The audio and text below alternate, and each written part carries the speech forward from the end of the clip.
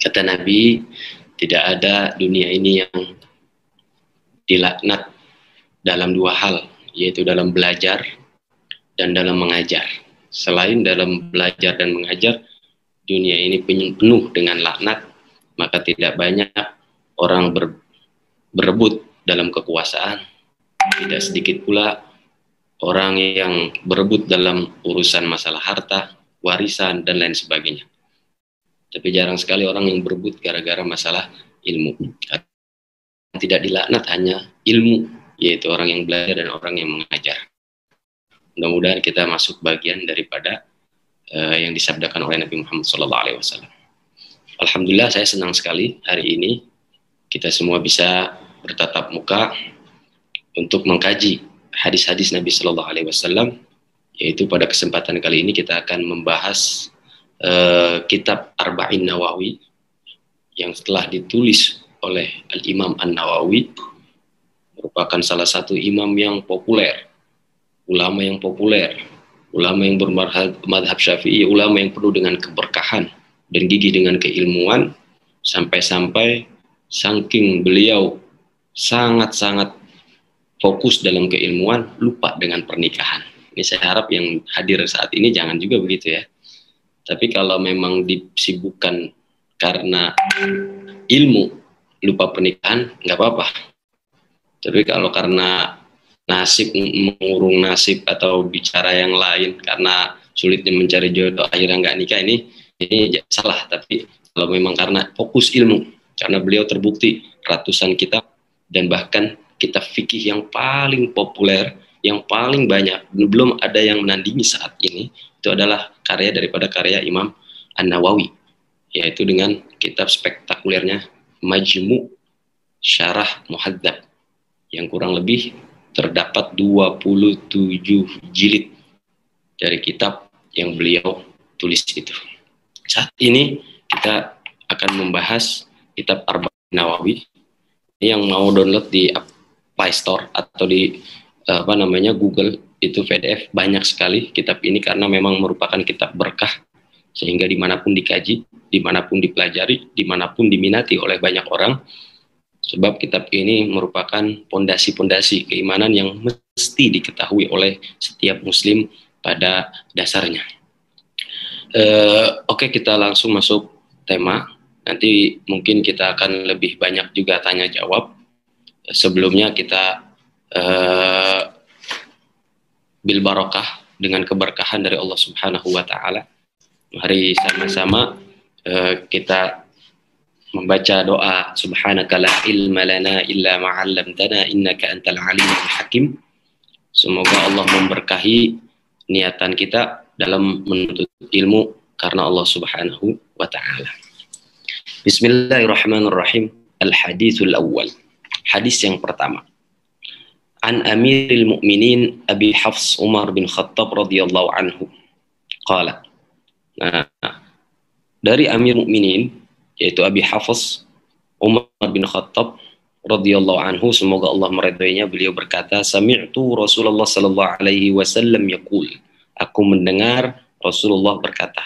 Saya dalam mengkaji hadis biasanya saya ingin memperkenalkan rawi satu persatu dari orang-orang yang membawa riwayat ini atau menyampaikan riwayat ini dari Nabi, sehingga kita meyakini akan kesahihan atau kebenaran, kevalitan hadis yang kita sedang kaji.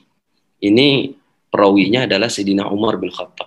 Tidak diragukan lagi, beliau adalah sahabat yang setia, walaupun punya masa lalu yang tidak baik, tetapi masa lalu itu terkubur, masa lalu itu terpendam karena sudah diganti dengan kebaikan, sehingga beliau menjadi orang yang pembela Rasulullah Sallallahu Alaihi Wasallam. Begitulah, jangan kita melihat para pembenci kita, jangan kita melihat para haters kita sebagai orang yang selalu menjatuhkan kita, karena satu saat mereka itu bisa menjadi orang yang akan mengangkat kita dan orang yang akan mencintai kita. Begitu juga dengan kondisi Sayyidina Umar, orang yang dulu benci dengan Nabi, orang yang dulu benci dengan Rasulullah, tetapi ketika hidayah itu datang, ketika hidayah itu menyambut dan masuk ke dalam kalbu beliau, ke hati beliau, lalu beliau berjuang mati-matian demi membela agama Allah Subhanahu wa taala.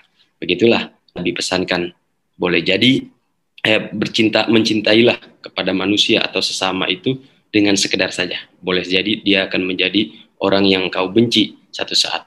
Dan sebaliknya, bencilah kepada orang itu sekedar saja. Karena boleh jadi satu saat dia akan mencintai Anda. Atau bahasa teks hadisnya, ahbib habibaka haunan ma'asa ayyakuna baghidaka yauman ma. Wa abghid baghidaka haunan ma'asa ayyakuna habibaka yauman ma.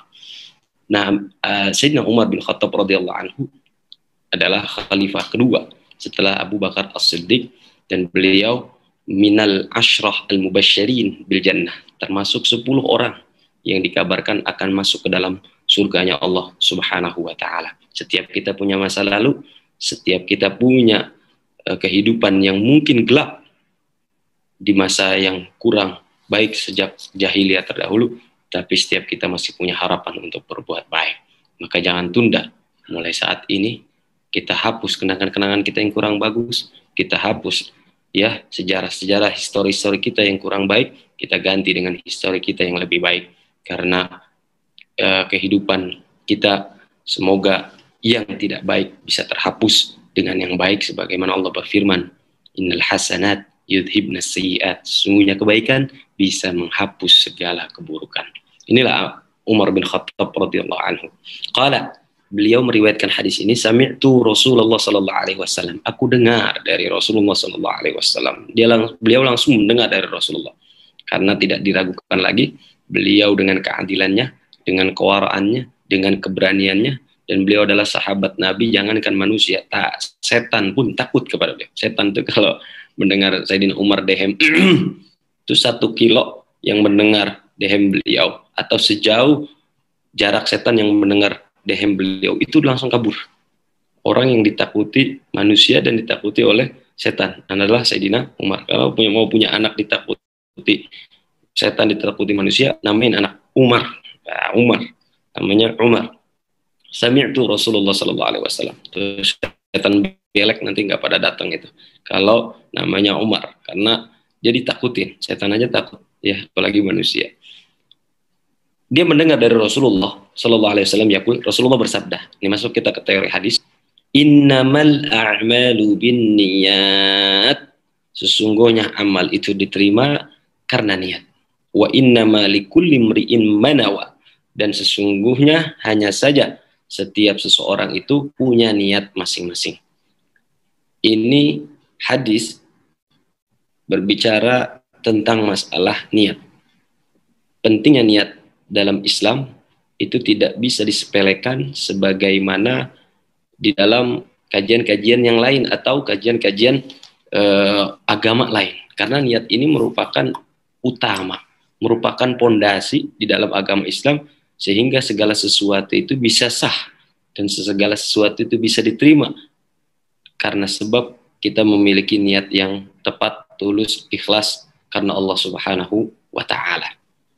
Nah, Al-Imam Asy-Syafi'i radhiyallahu anhu wa ardhah ini mengatakan bahwa hadis ini masuk dalam 70 bab di antara bab-bab fikih. Karena apa? Setiap urusan ibadah itu membutuhkan kepada niat. Kita mau wudu, ada niatnya. Nawaitul wudu'a li rafil hadasil akbari. Ya, kita mau mandi junub ya, mandi yang ibadah, mandi junub, itu ada niatnya. Ya, nawaitul ghusla li rafil hadasil akbar. Ya, kita mau mandi Jumat, ada mandi yang ibadah, mandi Jumat, itu ada niatnya. Nawaitu al-ghusla yaumal jum'ah, ya, sunnatan lillahi ta'ala. Kita mau sholat, ada niatnya. Usalli fardhu dhuhri 4 raka'atin. Kemudian kita mau bayar zakat, ada niatnya. Nawaitu an ukhrija az-zakata. Kita kemudian mau haji, ada niatnya. Ya, nawaitul hajja. Ya, kita mau umroh, ada niatnya. Begitu juga kita mau puasa, nawaitu shauma ghadin an ada'i fardhi syahri Ramadan. Nah, ini semua ya semua daripada pekerjaan-pekerjaan ibadah yang hubungan seorang hamba kepada Allah itu ada niatnya dan ada tata caranya. Maka sebab itu Nabi sabdakan dalam hadis ini, segala sesuatu itu sah amal itu dianggap jika ada niatnya.